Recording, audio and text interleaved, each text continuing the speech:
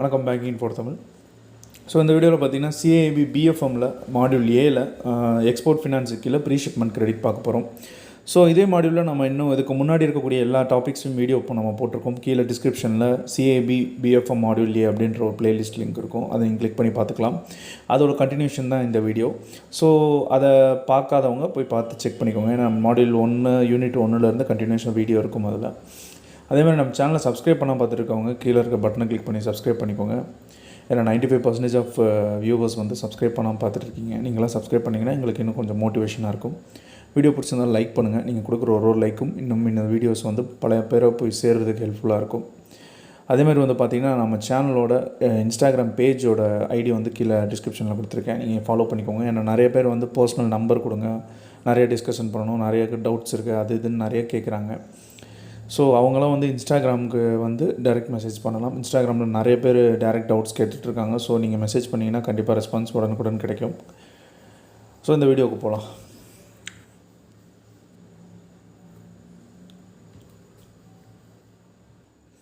So pre shipment கிரெடிட்டை பொறுத்தளவுக்கு அதை வந்து பேக்கிங் கிரெடிட் லோன், அதே மாதிரி பார்த்திங்கன்னா எக்ஸ்போர்ட் பேக்கிங் கிரெடிட் அப்படின்னு சொல்லிட்டு 2 விதமான பேரில் வந்து அறியப்படும். இந்த ப்ரீ ஷிப்மெண்ட் ஃபினான்ஸை வந்து இந்த 2 விதமான ப்ராடக்ட்லேயோ இல்லை 2 விதமான பேர்லேயோ வந்து சொல்லுவாங்க.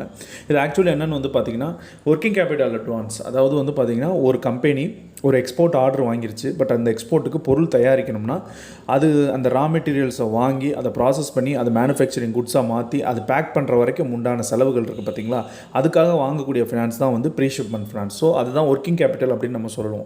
ஒரு கம்பெனி வந்து தன்னோட daily day to day process இருக்குது பார்த்திங்களா, ரா மெட்டீரியல்ஸை ப்ராசஸ் பண்ணி ஃபினிஷ்டு குட்ஸாக கன்வெர்ட் பண்ணக்கூடிய அந்த ப்ராசஸுக்கு வாங்கக்கூடிய லோன் தான் ஜென்ரலாக ஒர்க்கிங் கேபிட்டல். அதே மாதிரி ஒரு எக்ஸ்போர்ட் ஆர்டருக்கு ஒரு எக்ஸ்போர்ட்டர் ஃபினிஷ்டு குட்ஸ் தயாரிக்கிறதுக்கு என்னென்ன வேலை பார்க்குறாரோ அதுக்கான லோன் வாங்கக்கூடியது தான் வந்து பார்த்திங்கன்னா ப்ரீ ஷிப்மெண்ட் கிரெடிட். ஸோ இந்த ப்ரீ ஷிப்மெண்ட் கிரெடிட் வந்து பார்த்திங்கன்னா ப்ரியர் ஷிப்மெண்ட்டுக்கு ப்ரியராக இருக்கக்கூடிய எல்லா காஸ்ட்டையும் வந்து இது கவர் பண்ணும். எக்ஸாம்பிள் வந்து பார்த்திங்கன்னா பேக்கேஜிங், ப்ரொடியூசிங், ப்ரொக்யூரிங், மேனுஃபேக்சரிங், அதே மாதிரி பார்த்திங்கன்னா பேக் பண்ணுறது, labour charge, electricity charge, local transportation, இந்த மாதிரி வந்து ஒரு ப்ரொடக்ஷனுக்கு தேவையானது. அதே மாதிரி வந்து பார்த்திங்கன்னா பேக்கிங் வரைக்கும் ஒரு ஷிப்மெண்ட் வந்து பேக்கிங் வரைக்கும் வந்து நிற்கும் பார்த்திங்களா, ப்ரொடக்ஷன் ஆரம்பித்து பேக்கிங், அந்த ப்ராடக்ட் பேக் பண்ணுற வரைக்கும் உண்டான செலவு எல்லாத்தையும் இந்த ப்ரீ ஷிப்மெண்ட் ஃபினான்ஸ் வந்து கவர் பண்ணும். அதே மாதிரி வந்து பார்த்திங்கன்னா இந்த ப்ரீ ஷிப்மெண்ட் கிரெடிட் வாங்குறதுக்கு ஒரு எக்ஸ்போர்ட்டர், ஒரு பாரோவர் வந்து பார்த்திங்கன்னா கண்டிப்பாக வந்து ஒரு எக்ஸ்போர்ட் ஆர்டர் வச்சுருக்கணும். அவர்கிட்ட வந்து ஒரு எக்ஸ்போர்ட் ஆர்டர் வச்சுருக்கணும். இல்லைனா வந்து பார்த்திங்கன்னா ஒரு எக்ஸ்போர்ட் லெட்டர் ஆஃப் கிரெடிட் வச்சுருக்கணும். எக்ஸ்போர்ட் ஆர்டர்னால் வேறு அவருக்கு ஒரு ஆர்டர் வந்திருக்கும், ஒரு 10 சேரு இல்லை ஒரு 10 டேபிள் ஆர்டர், அந்த மாதிரி ஆர்டர் கொடுப்பாங்க பார்த்திங்களா, அந்த மாதிரி ஆர்டர் வச்சுருக்கணும். இல்லைனா வந்து எக்ஸ்போர்ட் லெட்டர் ஆஃப் கிரெடிட் வச்சுருக்கணும்.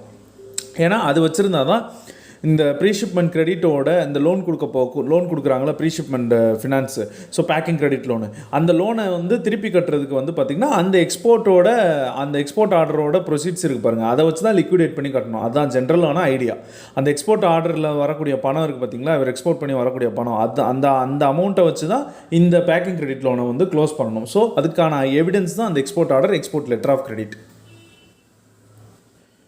ஸோ சில இடங்களில் வந்து பார்த்திங்கன்னா இந்த வெய்வர் கொடுப்பாங்க. அதாவது இந்த எல்சி சப்மிட் பண்ணுறதுக்கு, அந்த அவைல் பண்ணுற நேரத்தில் எல்சி சப்மிட் பண்ணுறதுக்கு சில இடத்துல சில பேங்க்ஸ் வந்து வெய்வர் கொடுப்பாங்க. அது சர்டன் கேசஸ் தான், அது எல்லா கேசஸ்க்கும் நடக்காது. ஏதாவது ஒரு பெரிய கேசஸ்ஸு, ரொம்ப ஜென்யூனான பாரோவர், ரொம்ப நாளாக வந்து அக்கௌண்ட் வச்சுருக்க ஒரு ரெகுலர் டிரான்சாக்ஷன், அந்த மாதிரி இருக்கக்கூடிய அக்கௌண்ட்டில் ஏதாவது ஒரு 1-2 கேசஸில் வந்து இந்த மாதிரி இல்லாமல் பேக்கிங் கிரெடிட் கொடுக்குற நிலைமை இருக்கலாம். ஸோ அதே மாதிரி வந்து பார்த்திங்கன்னா பேக்கிங் கிரெடிட் கொடுக்கும்போது வந்து பார்த்திங்கன்னா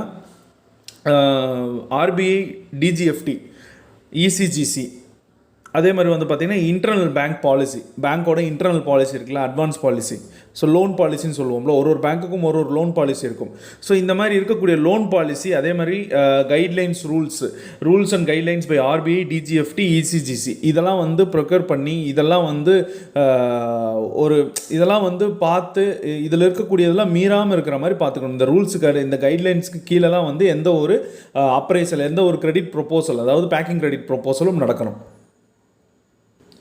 ஸோ அதில் சில கைட்லைன்ஸ் பார்க்கலாம். ஃபஸ்ட்டு வந்து பார்த்திங்கன்னா அந்த பேங்க்கோட கஸ்டமராக இருக்கணும். அந்த பாரோவர் வந்து பேங்க்கோட கஸ்டமராக இருக்கணும். யாருக்கு அக்கௌண்ட் இல்லாத ஒரு ஆளாக இருக்கக்கூடாது, பேங்க்கோட ஓன் கஸ்டமராக இருக்கணும். அதே மாதிரி வந்து பார்த்திங்கன்னா IEC code, importer exporter code number வச்சுருக்கணும். இது வந்து பார்த்திங்கன்னா director general of foreign trade டிஜிஎஃப்டியோட அலாட் பண்ணப்பட்ட கோட் நம்பர் வச்சுருக்கணும். அதே மாதிரி வந்து பார்த்திங்கன்னா அவங்க பேர் வந்து காசன் லிஸ்ட் ஆஃப் ஆர்பிஐயில் இருக்கக்கூடாது. காசன் list of ஆர்பிஐனா RBI Kasan list விடுவாங்க. அதாவது டிஃபால்ட் பாரோவர்ஸ், அதாவது எக்ஸ்போர்ட்டர்ஸ் இருப்பாங்களா, லோன் வாங்கிட்டு பணத்தை பேக்கிங் கிரெடிட் லோன் வாங்கிட்டோ இல்லை போஸ்ட் கிரெடிட் லோன் வாங்கிட்டோ பணத்தை திருப்பி கட்டாமல் இருக்கக்கூடியது, நெகட்டிவ் லிஸ்ட்டில் இருக்கக்கூடியவங்க, அந்த மாதிரி ஒரு லிஸ்ட் இருக்குது. அந்த லிஸ்ட்டு வந்து ஆர்பிஐ வச்சுருக்கும். ஸோ அந்த லிஸ்ட்டுக்கு கீழே அந்த பேர் வரக்கூடாது. அதே மாதிரி வேறு எந்த ரெகுலேட்டர், இந்த இசிஜிசியாக இருக்கட்டும், அவங்க ஒரு ஸ்பெசிஃபிக் அப்ரூவல் லிஸ்ட் அப்படின்னு சொல்லிட்டு ஒரு லிஸ்ட் வச்சுருக்காங்க. அந்த லிஸ்ட்டில் இருக்கக்கூடிய எக்ஸ்போர்ட்டராக இருக்கக்கூடாது. இசிஜிசி, ஆர்பிஐ அவங்களோட லிஸ்ட்டில் இருக்க அந்த காசன் லிஸ்ட்டில் இருக்கக்கூடிய எக்ஸ்போர்ட்டர் எக்ஸ்போர்ட்டராக இருக்கக்கூடாது. அதே மாதிரி வந்து பார்த்திங்கன்னா அவங்களுக்கு கெப்பாசிட்டி இருக்கா அப்படின்றத வந்து அனலைஸ் பண்ணணும். ஒரு ஒரு ஒரு ஒரு பேங்க்கில் இருக்கக்கூடிய ஒரு கிரெடிட் ஆஃபீஸருக்கு வந்து இருக்கக்கூடிய முக்கியமான ரோல் என்ன தெரியுமா? ஒரு பாரோவர் வந்து அவர்கிட்ட இருக்கக்கூடிய கெப்பாசிட்டியை வந்து அனலைஸ் பண்ணுறது.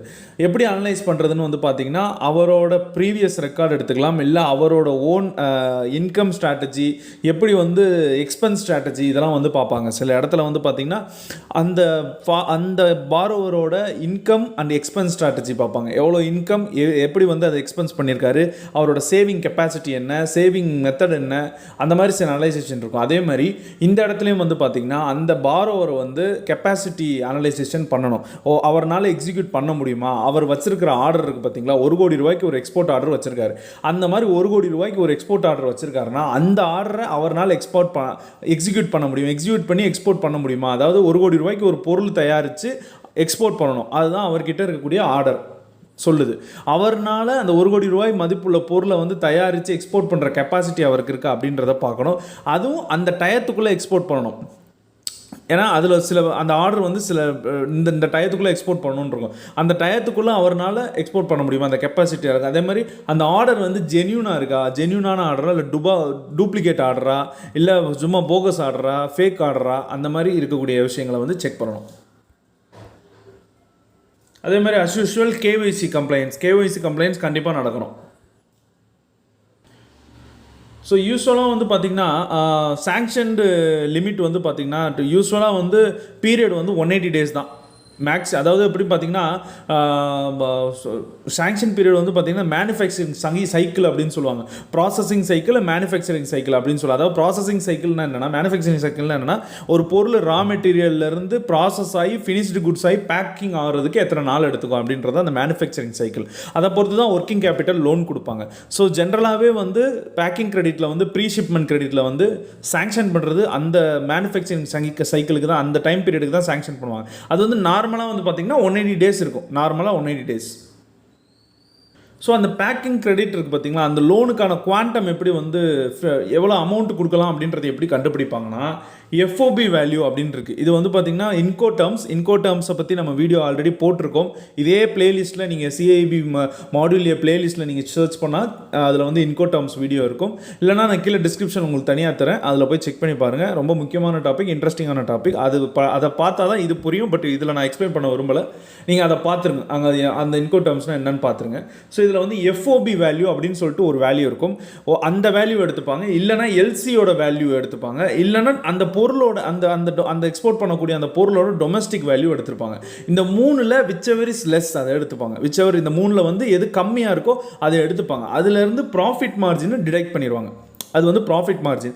அதை டிடெக்ட் பண்ணிட்டாங்கன்னா நார்மலாக குவாண்டம் இப்படி தான் வந்து கணக்கிடுவாங்க. இப்படி தான் வந்து ப்ரீ ஷிப்மெண்ட் ஃபினான்ஸ் வந்து, அதாவது எவ்வளோ கொடுக்கலாம் அப்படின்றத தீர்மானிக்கிறது இப்படி தான் தீர்மானிப்பாங்க. குவாண்டமே இப்படி தான் வந்து அனலைஸ் பண்ணுவாங்க. ஒருவேளை வந்து பார்த்திங்கன்னா அது வந்து CAIF ஆர்டராக இருக்குன்னு வைங்களேன், ஒரே நிமிஷம். ஒருவேளை அது வந்து CAIF ஆர்டர், இப்போ இங்கே சொன்னேன்ல FOBன்னு ஃப்ரீ ஆன் போர்டு அப்படின்ற ஒரு டைப் ஆஃப் இது இருக்குது. இப்போது இது இருக்குது, ஒரு ஆர்டர் இருக்குது. கீழே இன்னொன்று வந்து CAIF அப்படின்னு சொல்லிட்டு ஒரு ஆர்டர் இருக்குது. அதை வந்து ஜென்ரலாக என்னென்னு சொல்லணும்னு பார்த்தீங்கன்னா உங்களுக்கு இதிலே சொல்லிடுறேன். ஒரு எக்ஸ்போர்ட்டர் வந்து பொருளை எக்ஸ்போர்ட் பண்ணும்போது அந்த பொருளுக்கு வந்து ஒன்று கப்பல் வழியில் போகும், இல்லைனா கடல் இது இல்லைனா ஏர்வே போகும், இல்லைனா வாட்டர்வேஸ் போகும். இது ஏர்வே, இது வாட்டர்வே, ரெண்டில் ஏதாவது ஒன்றில் போகும். அப்படி இருக்கும்போது அந்த பொருளுக்கான அந்த சார்ஜ், டிரான்ஸ்போர்ட்டேஷன் சார்ஜு, இன்சூரன்ஸு, மற்ற காஸ்டெல்லாம் இருக்கும்ல, அதெல்லாம் வந்து எக்ஸ்போர்ட்டரே வச்சுக்கிட்டாங்கன்னா, எக்ஸ்போர்ட்டர் இங்கேருந்து எக்ஸ்போர்ட் பண்ணுறவங்களே வந்து அதெல்லாம் பேர் பண்ணிக்கிட்டாங்கன்னா அதுக்கு பேர் CIF அப்படின்னு சொல்லுவாங்க. இது வந்து காமனாக நான் சொல்கிறேன், பட் இது டீட்டெயிலாக வேணும்னா உங்களுக்கு வீடியோவில் கீழே வந்து டிஸ்கிரிப்ஷனில் லிங்க் கொடுக்குறேன், செக் பண்ணி பாருங்கள். அதை வந்து இந்த காஸ்ட் எல்லாத்தையும் எக்ஸ்போர்ட்டரே பேர் பண்ணிக்கிட்டாருன்னா அது வந்து பார்த்திங்கன்னா CIF. இந்த காஸ்ட் எல்லாமே வந்து இம்போர்ட்டர் பேர் பண்ணிக்கிட்டாருன்னா அது வந்து பார்த்திங்கன்னா FOB. ஸோ அவ்வளோதான், அது சிம்பிளாக. இப்போ வந்து பார்த்திங்கன்னா இதில் CIF ஆர்டராக இருந்துச்சு அப்படின்னு வந்து பார்த்திங்கன்னா அதுக்கான வேல்யூ, FOB வேல்யூ கண்டுபிடிக்கணும். அதாவது குவாண்டம் எப்படி கண்டுபிடிப்பாங்கன்னா FOB வேல்யூ வச்சு கண்டுபிடிப்பாங்க, இல்லைன்னா டொமஸ்டிக் வேல்யூ வச்சு கண்டுபிடிப்பாங்க. ஒருவேளை அந்த ஆர்டர் வந்து CIF பேஸ்டாக இருந்துச்சு, CIF பேஸ்டு ஆர்டராக இருந்துச்சுன்னா அதுக்கு ஃபஸ்ட்டு FOB கண்டுபிடிக்கணும், அதுக்கப்புறம் அந்த FOBலேருந்து குவாண்டம் கண்டுபிடிக்கணும். ஓகேங்களா? ஏன்னா வந்து ஆர்டர் நார்மலாகவே வந்து வெறும் FOBயாக இருந்துச்சுன்னா டேரெக்டாக வந்து விச்சவர் இஸ் லோயர் போட்டு இந்த ஃபஸ்ட்டு பாயிண்டில் இருக்க மாதிரி கண்டுபிடிச்சிக்கலாம். ஒருவேளை CIF பேஸ்டு ஆர்டராக இருந்துச்சுன்னா ஃபஸ்ட்டு வந்து FOB கண்டுபிடிக்கணும், FOBலேருந்து நம்ம வந்து டோட்டல் குவாண்டம் எவ்வளோ அப்படின்னு கண்டுபிடிக்கணும். அப்படி இருக்கும்போது FOB எப்படி கண்டுபிடிப்பாங்க? CIF ஆர்டராக இருந்துச்சுன்னா FOBலேருந்து 16